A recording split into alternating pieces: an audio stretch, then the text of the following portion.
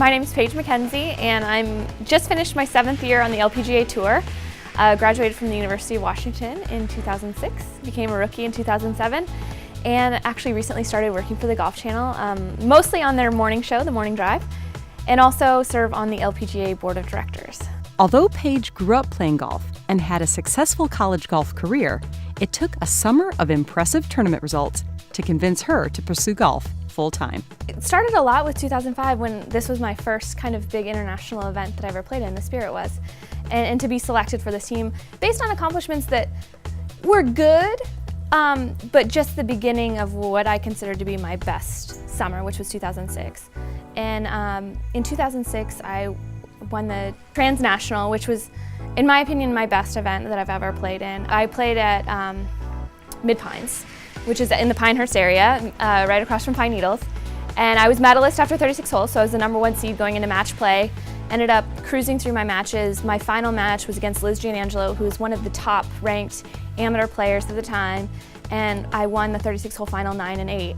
To me, it was the pinnacle of golf. It's when you play well, you know you're playing well, and you execute.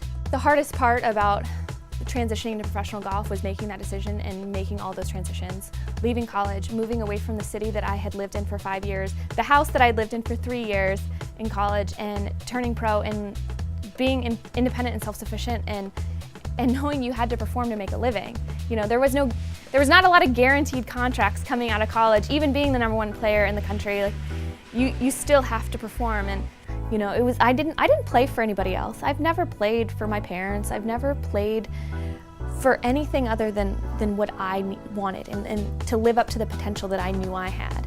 The second thing was I qualified for the US Open in 2005 at Cherry Hills.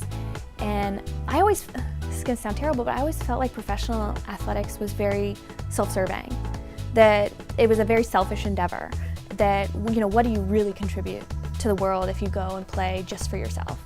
And at Cherry Hills, I played my very first hole in my practice round, and I was walking to the second tee, and they had let out a junior clinic.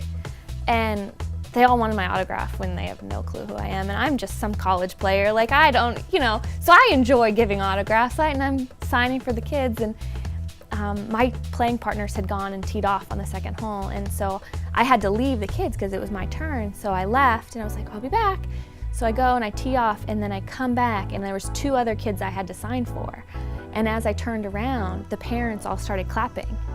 And honestly, it was so touching because I realized that something so little that meant very little to me meant a whole lot to other people.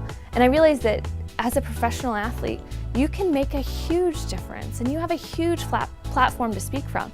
That whatever I thought of professional athletes was completely wrong, and that this is where I could do what I wanted to do and be happy because I'm doing what I love to do. And I realized that this was exactly what I was looking for in a profession. And so it was kind of those 2 big moments that made me realize that professional golf was going to be a very good fit for me.